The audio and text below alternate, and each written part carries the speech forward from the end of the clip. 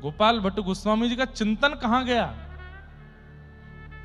बोले आप खंभ से प्रकट हो सकते हो तो शालिग्राम से क्यों नहीं? और आप तो बस जिद में अड़ गए। बोले नाथ, जब प्रहलाद के लिए खंभ भेदन करके आ सकते हो तो मेरे लिए शालिग्राम से नहीं आओगे? रात भर विरह। बंधुओं, एक बात तो माननी पड़ेगी, विरह प्रकट करता है ठाकुर जी को। मैं ये बात हमेशा कहा करता हूं कि प्रेम लक्षणा भक्ति में यदि नेत्र सजल नहीं होते हैं, ठाकुर जी की याद में, ठाकुर जी के स्मरण में कथा सुनते हुए यदि नेत्रों से अश्रुपात नहीं होता है, बहुत दूर हैं ठाकुर जी आपसे। लेकिन कई लोग आकर के कहते हैं महाराज जी बहुत छोटी छोटी बात कथा में आप कह देते हैं, हमारा मन इतना भारी हो जाता है, नेत्रों से अश्रुपात होने लगते हैं, बस लगता है सब छोड़ के वृंदावन चले जाएं। ये बहुत बड़ी कृपा है कि आपको इतना विरह होता है। विरह प्रसाद में देते हैं ठाकुर जी। आजकल लोगों को प्रेम मिल जाता है, भक्ति मिल जाती है, ज्ञान हो जाता है, वैराग्य हो जाता है, पर विरह नहीं मिलता, विरह नहीं मिलता। बहुत प्रयास करता हो वृंदावन जाने के और हर बार वो विफल हो जाता हो, समझ जाओ ठाकुर जी उसको विरह देना चाहते हैं। और एक बार तो ऐसा हो जाए कि बस रोने लग जाए वृंदावन की याद में, व्याकुल हो जाए वृंदावन के लिए, समझ जाओ कि अब चित्त पवित्र हो रहा है, अब शुद्ध हो रहा है हृदय। इतना विरह हुआ श्री गोपाल भट्ट जी को कि नाथ आप क्यों प्रकट नहीं हो रहे हैं? और रोते रोते रोते आप सो गए। सुबह यमुना स्नान करने के लिए चले गए, आकर के अपने ठाकुर की सेवा करनी थी, लेकिन अभी भी विरह में ही थे।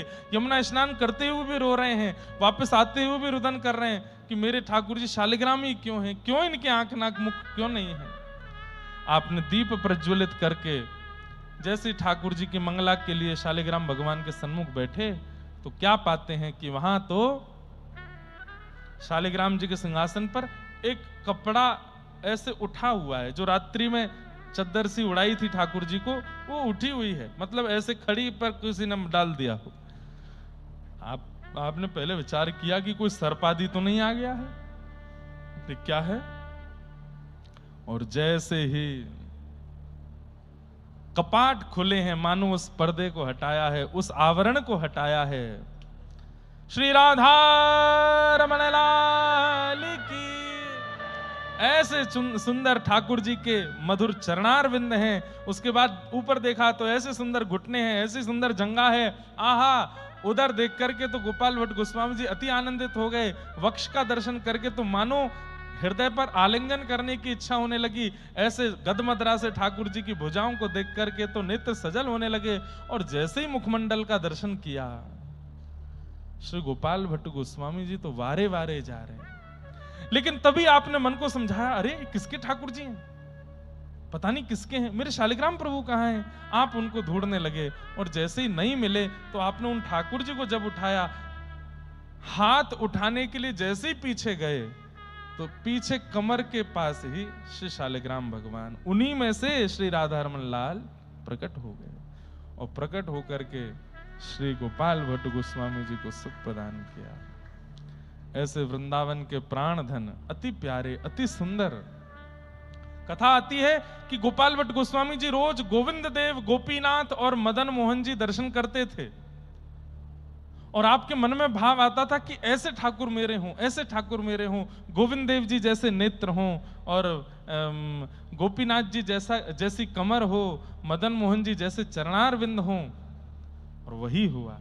श्री राधारमन लाल जी तीनों ठाकुरों का मिलित स्वरूप हैं, गोविंद देव, गोपीनाथ और मदन मोहन। मुखमंडल श्री गोविंद देव जैसा है, वक्ष और कटी भाग श्री गोपीनाथ जी जैसा है और चरणारविंद मदन मोहन जी जैसे हैं। ऐसे त्रिलोकी नाथ अत्यंत सुंदर श्री राधारमन लाल वृंदावन में प्रकट हुए। पुनः बुलाया गया और सब आचार्य आए। हरिराम व्यास जी आए। हरिराम व्यास जी आए, बोले वही गंडकी नंदन जी का उत्सव है क्या? बोले हाँ आओ। गंडकी मतलब नदी गंडकी, और उससे जो प्रकट हो गंडकी नंदन। अब जैसे ही जाकर के दर्शन किए, महाराज रूप झांकी देख करके अब हरिराम व्यास जी रो में। गोपाल भट्ट गोस्वामी बोले क्या कह रहे थे? मानो भट्टा कड़ी में बोरे। अब देखो अब कैसे लग रहे हैं? आहा, चांद सा सलोना मुख, लटें घूंघरारी हैं, चांद सा सलोना लटें घूंघरारी,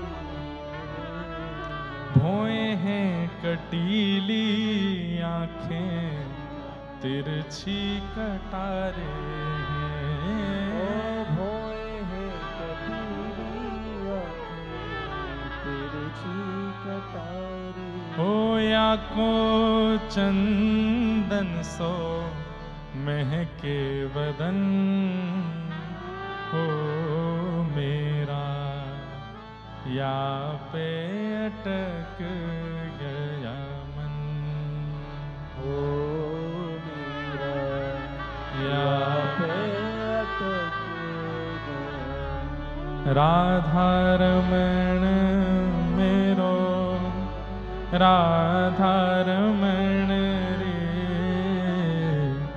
राधा रमण मेरो, राधा रमण रे, राधा रमण मेरो, राधा रमण रे, राधा रमण मेरो, राधा रमण। मोर मुकुट साजे छवि अति प्यारी, मोर मुकुट साजे छवि अति प्यारी, ओ मोर मुकुट साजे छवि मनोहारी, मोर मुकुट साजे री गलबन माल सोहे, जाऊं वारी वारी, गलबन सोहे जाऊं ओ जाऊं।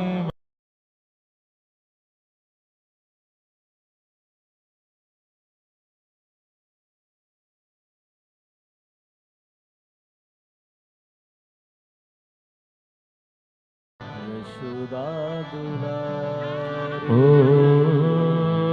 हे नंद नंदन, यशोदा दुलारे, हे नंद नंदन, यशोदा दुलारी,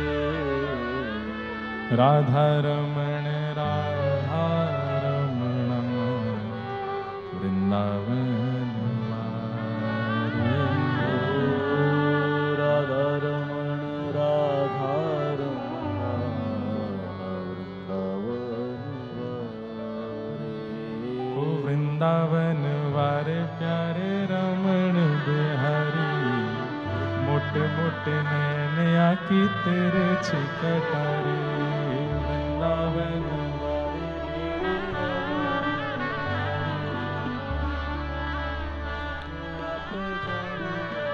देखो हमारे संग वालों को याद नहीं है, हमारे सब वैष्णवों को याद है।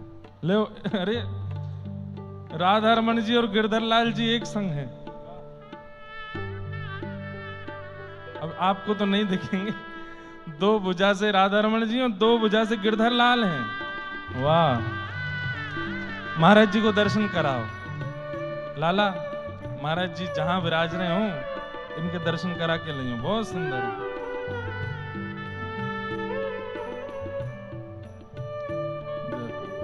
बहुत प्यारे।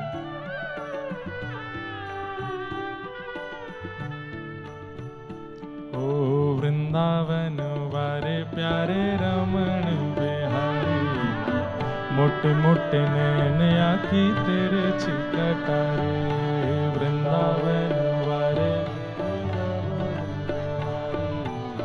मोटे मोटे नैन आंखी तिरछी कटार। ओ मत जइयो हाँ मत जइयो मत जइयो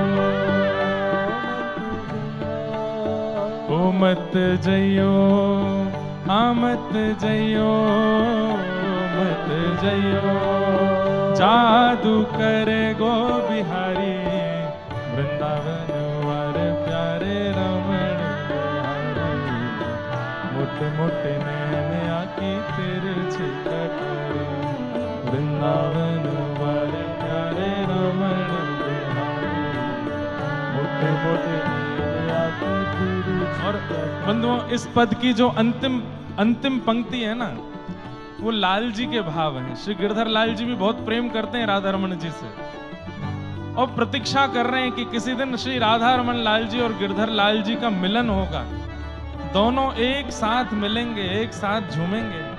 वैसे अंतरंग लीला में तो झूमते ही हैं, पर कभी हम वैष्णवों को भी पता नहीं ऐसा हो तो नहीं सकता है, लेकिन लाल जी प्रतीक्षा कर रहे हैं कि कभी राधा रमन लाल जी मुझसे मिलें। और श्री लाल जी क्या गा रहे हैं? एक दिन श्यामा संग आओ वन चारी, एक दिन श्यामा संग आओ वन चारी। ओ एक दिन श्यामा संग आओ वन चारी, एक दिन श्यामा संग आओ वन चारी। क्यों? ओ गिरधर लाल जो है बाट तिहारी, गिरधर लाल जो है बाट हो बाट तिहारी। संग मेल संग मेल संग मेल बरसाओ प्रेम रस भारी। राधा रमण राधा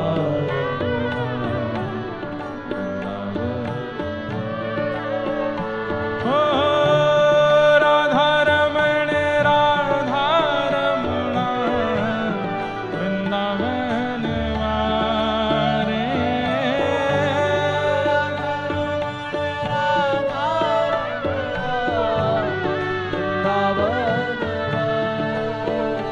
ओ हे नंद नंदन यशोदा